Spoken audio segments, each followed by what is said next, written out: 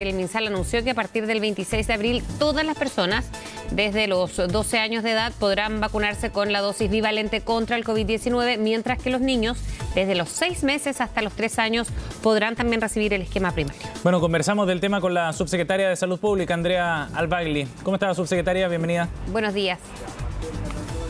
Buenos días, Frecia. Buenos días, Sebastián. Un gusto saludarles. Igualmente, gracias por conversar con nosotros.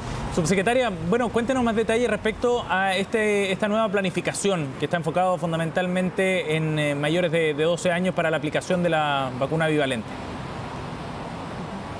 Hoy estamos muy contentos de poder anunciarle a la ciudadanía que tenemos buenas noticias con respecto a la protección contra el COVID-19, justamente en esta semana, que es la semana de la vacunación de las Américas. Lo primero de aquello, justamente, como ustedes muy bien dicen, que hasta hoy la vacuna de refuerzo actualizada, que es la vacuna bivalente, está priorizada para algunos grupos específicos, es decir, para todas las personas mayores de 50 años y para mayores de 11 años en caso que tuvieran alguna enfermedad crónica subyacente. Lo que la modificación de este nuevo esquema es que ahora cualquier persona en Chile de 12 años o más que quiera voluntariamente protegerse del COVID-19 con la vacuna bivalente, así podrá hacerlo, sin ninguna receta médica ni ninguna exigencia adicional. Y en eso, por supuesto, incluimos a las personas embarazadas, que son un grupo que sabemos que tiene mayor riesgo de generar un cuadro grave en caso de contraer COVID-19 o algún otro virus respiratorio. Subsecretaria, ¿por qué se decide hacer esta ampliación ahora?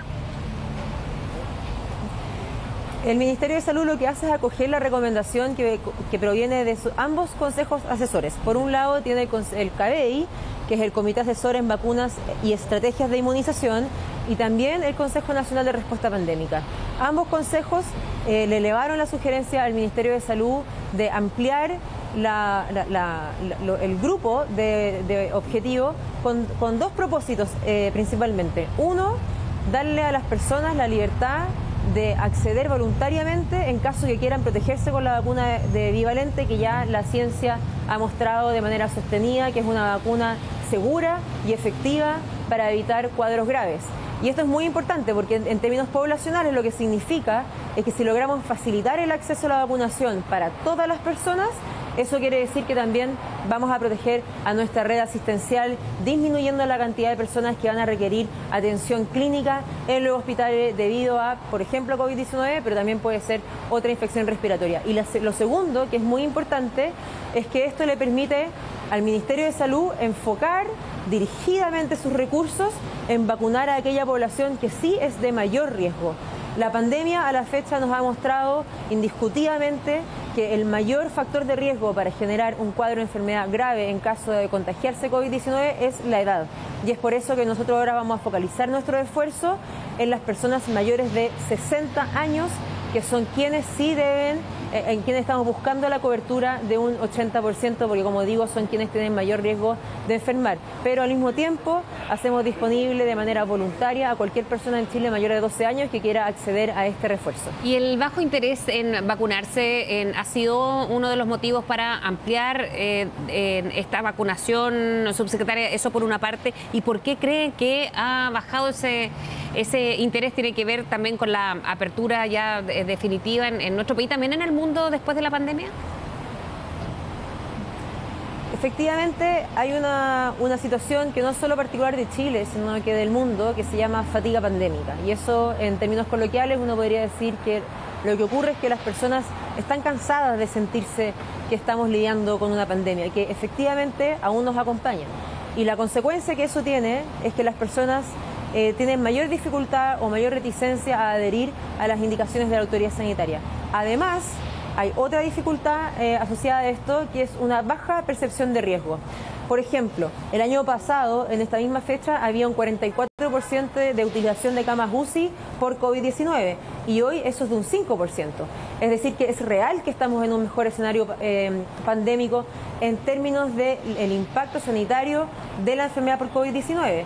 Entonces, si bien esas son unas buenas noticias, transmite una falsa sensación de seguridad a las personas, que por ende ya no es necesario seguir cuidándonos, cuando en realidad el mensaje que uno debiera extraer de esto es que la razón por la cual estamos en un mejor escenario pandémico es justamente por la vacunación. Y por eso, si queremos seguir disfrutando de las libertades que hemos podido acceder hoy día, volver al colegio, volver al trabajo, volver a circular libremente sin aforos, es que tenemos que mantener los esfuerzos colectivos de vacunarnos y protegernos con el COVID-19 y también otras enfermedades. No podemos olvidar que también en el invierno aumentan otros virus circulatorios, como por ejemplo la influenza, para la cual también hay una vacuna disponible. Y ocurre que en los últimos años hemos conversado tanto de COVID que de pronto olvidamos la influenza y que también puede ser una enfermedad muy grave. El año pasado solamente 18.000 personas tuvieron que hospitalizarse por influenza, de aquellas 5.000 menores de 5 años. Entonces yo lo que quiero transmitir a todos quienes nos están escuchando hoy día es que se aproxima un invierno que sabemos que va a ser más difícil que el invierno pasado. Vamos a tener una circulación al mismo tiempo de COVID-19 y de influenza. Nuestra vigilancia indica que la circulación viral de influenza este año es muchísimo mayor que el año pasado y también que los años prepandémicos. Es una enfermedad mortal que causa también enfermedades, cuadros graves, y por eso todos quienes sean grupo objetivo, tanto para la vacuna influenza como para la vacuna por COVID-19, tienen que acceder a vacunarse lo antes posible, porque además toma al menos 2 semanas en que se logre el efecto inmunológico de protección de las vacunas. Subsecretaria, ahora respecto a los tiempos y a los plazos para la aplicación de la vacuna bivalente, ¿estamos todavía en el momento preciso para hacerlo, pensando en la cercanía ya de las temperaturas más bajas, el otoño y luego ya el invierno? Sí, aún estamos en tiempo de hacerlo, pero efectivamente tenemos que apurarnos. Nuestros sistemas de vigilancia nos indican que la circulación viral se adelantó.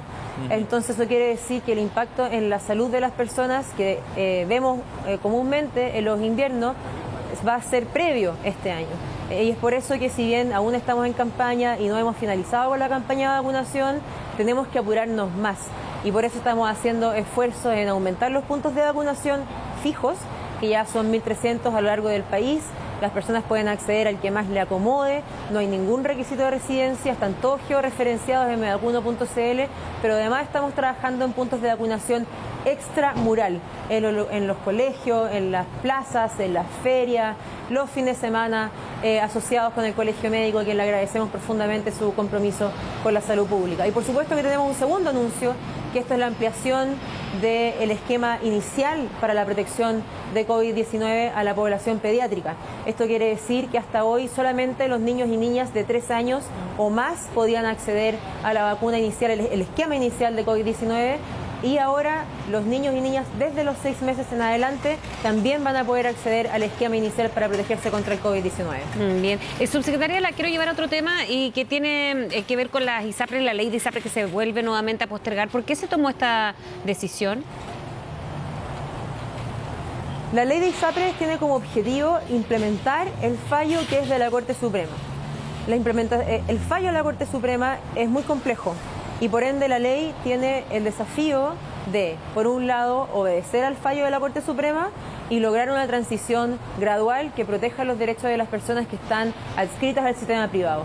Eso requiere, por supuesto, de un estudio minucioso de la implementación de aquello de un modo que implemente el fallo con la gradualidad suficiente para darle certezas a las personas que se va a resguardar sus derechos como afiliados al sector privado. Y esa es la razón por la cual ha tomado tiempo. Es la responsabilidad del Ejecutivo aunar y consensuar con los distintos actores involucrados en esto. Nuestra ministra de Salud ha liderado esta conversación, de quien destacamos su apertura al diálogo con los diferentes actores, y esa es la razón por la cual se ha postergado hasta ahora la presentación del proyecto de ley, porque estamos buscando la mejor manera de poder cumplir con estos dos objetivos al mismo tiempo. Ahora, el tiempo está en contra para llegar a ese punto, subsecretaria. El proyecto de ley sí está avanzado, entonces si bien no hay fecha para su ingreso, esperamos que pueda ser lo antes posible.